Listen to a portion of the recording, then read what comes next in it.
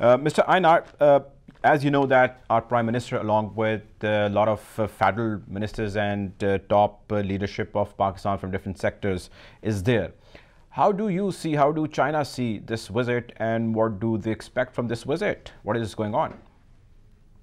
Well, China views Pakistan as an all-weather friend that's been tested in the past. There's no change in the relationship, but there is some urgency on behalf of Pakistan. There's a question about a $4 billion emergency loan, and also resumption of the China-Pakistan economic corridor projects, which have been delayed as of late. Right. You just said the word is resumption. I mean, do you think the CPEC project or the work going on there was held somewhere? I mean, by resumption, what do you mean? Can you expand on the efforts going on CPEC from Pakistan's side? Yeah, I mean, a lot of the slowdown, some of the slowdown happened prior to COVID-19, but obviously during COVID-19 there was, difficulties, logistical purely. You just couldn't have people out there working in groups and things like that because of the pandemic. And now I think people are looking towards the resumption of a normal period when the pandemic changes to an endemic, that is, e.g. you kind of can live with it. It's not fatal.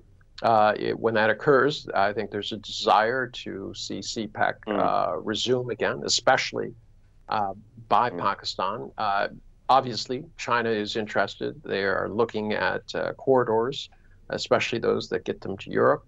And so there's no obstacle at this point. It's just a question of how. Right. So you believe the only obstacle was pandemic, right? I mean, there was nothing else apart from the pandemic, right? There was and this is, I'm talking about before the pandemic, there were things put in place by the Chinese side, which they thought would be, ready to go based on projects that had to be completed by the Pakistan side. They did not occur for whatever reasons, and there was some slowdown because of that. But it wasn't because China was withdrawing. They were simply asking that the tasks assigned.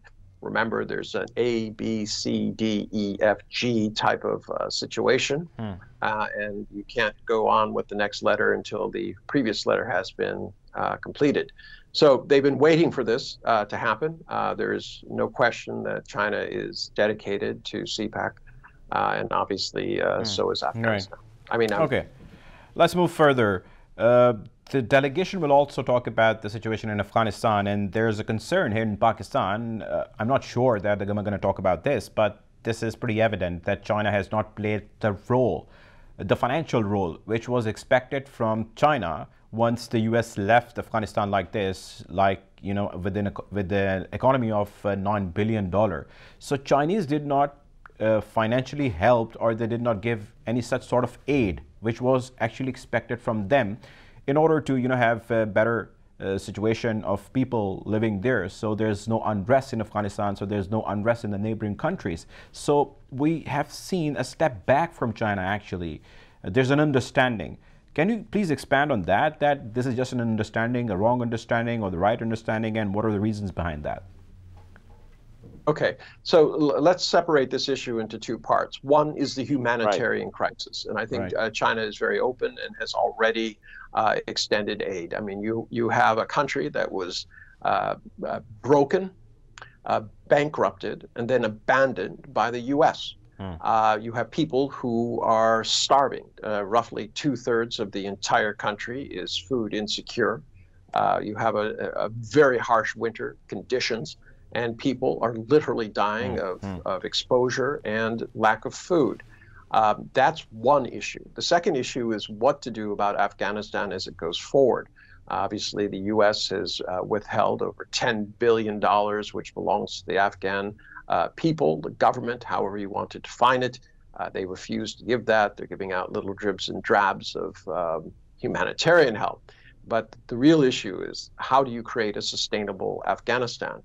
China is concerned about exactly how the Taliban is going to rule. They've asked questions about the fighters who are currently there. These are terrorists who belong to the extremist EITM. This is a group that advocates for the independence of Xinjiang. I don't know that the questions have been answered. Obviously, this is a complex situation. It has some part to do with China wishing to help Pakistan and itself and the rest of the stands create a peaceful solution for Afghanistan. But there has to be kind of a back and forth. The Taliban is a new government. They are not used to the ways of governing. They've been successful in overthrowing the U.S., but that does not necessarily mean that they know how to handle the reins of government. I think they're trying. Obviously, they've reached out to Pakistan, but there's some frictions there along the border, obviously. And with China, as I said, it really comes down to an understanding. There's currently no Afghan ambassador who represents the current Afghan government in Beijing. Communication channels have to be opened up, and then hopefully there can be some sort of resolution. But how to get the Afghan economy started and how much that would cost and who's going to bear what is still something that needs to be. Okay, let's move further. Talking about the relations between Pakistan and China, we all know that this is over 7 decades. But there's also an understanding that I was just talking about this with one of our guests before the break, and the understanding was that both countries came so close in between their relations, especially Pakistan, that it has alienated a lot of its friends like US in the past. And like, of course, you guys are on a rugged path with US. The understanding is that this closeness is, okay, this is good, but let's not put all the eggs in one bucket. What is your approach, your understanding on this issue, this narrative? Well, that's one way of looking at it. The other way is what alternatives does Pakistan have? Bridges were burnt with the United States shortly after the overthrow of the previous Afghan government. There was a number of people who came forward and basically said that they were very happy with the situation, and that it was good that Afghan had a government that represented, the people.